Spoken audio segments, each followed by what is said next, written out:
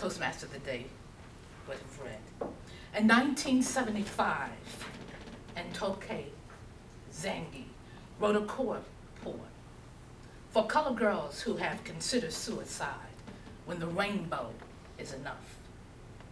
The work illustrates the universal sisterhood of struggle, strife, and survival in which women of color find themselves in certain types of relationships with men. Issues that are dealt with in her poems include rape, betrayal, abortion, dependency, physical and emotional abuse. When out driving one day, despondent and suicidal, the author found herself passing beneath the arc of a double rainbow. She realized that she wanted to live, that she had to live, for she had something to say, not only about herself, but also about the lives of other colored girls. From the choreo poem for colored girls who have committed suicide when the rainbow is enough, the poem entitled One. Orange butterflies and aqua sequins and squints between slight bosoms, silk roses between and behind her ears.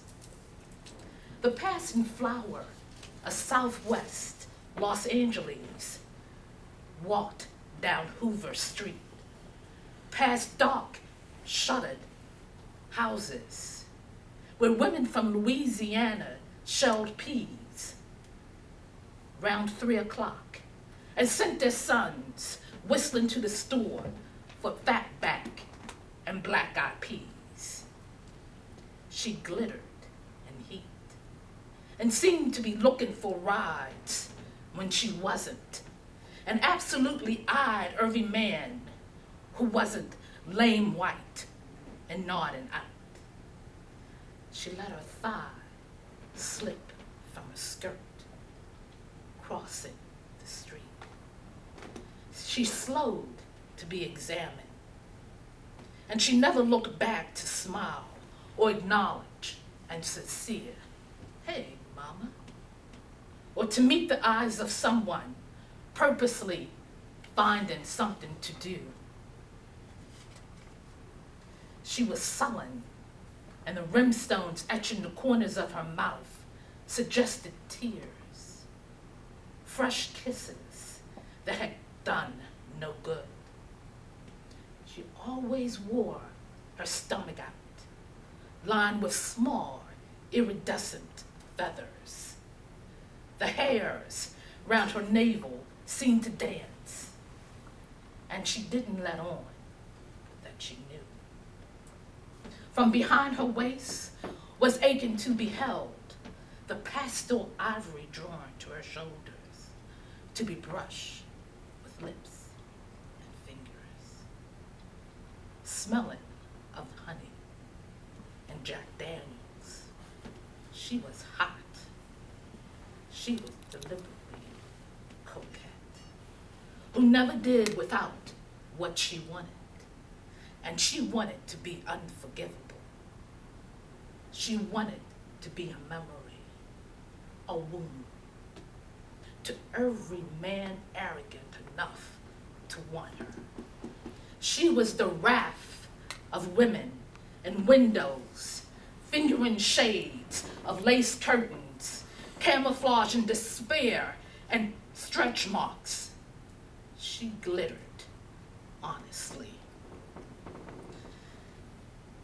She delighted when she was desired, and allowed those especially scheming, tactful suitors to experience her body and spirit, so ever blending with theirs. was so happy to lay on her lime sheets, full and wet from her tongue. She kissed them reverently, their ankles, their beards.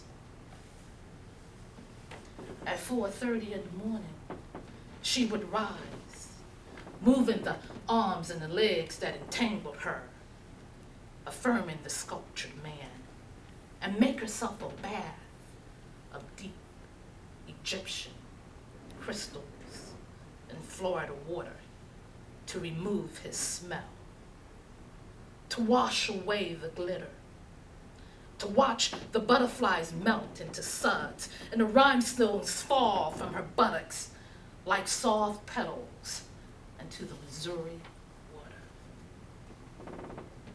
Lying in water, she became ordinary, brown braided woman with big legs and full lips, seriously intending to finish her night's work. She walked to a guest, straddled on her pillows. You have to go now. I have a lot of work to do, and I can't with a man around. Here are your pants. There's coffee on the stove. It's been nice. I can't see you again. You got what you want, didn't you? And she would smile. And he would either mumble cusses about crazy bitches or sit dumbfounded while she repeated, I can't possibly wake up with a strange man in my bed. Why don't you go home? She could have been slapped outside the head or verbally challenged, but she never was. And the ones who fell prey to her dazzle her hips, painted with orange blossoms and magenta flower risk, would lie between her sparkling thighs and had planned on leaving before dawn. She had been so divine, so devastating, but now she was just a regular color girl, full of the same malice and indifference as a sister, warned from supporting a would-be horn player and waiting by the window. And they knew and left in a hurry. She would gather her tinsel, jewels from the tub, and laugh gaily or vengefully. She stored her 6 roses by her bed. And when she finished writing this account of her exploit in a diary embroidered with lilies and moonstones, she placed the roses behind her ear and cried herself to sleep.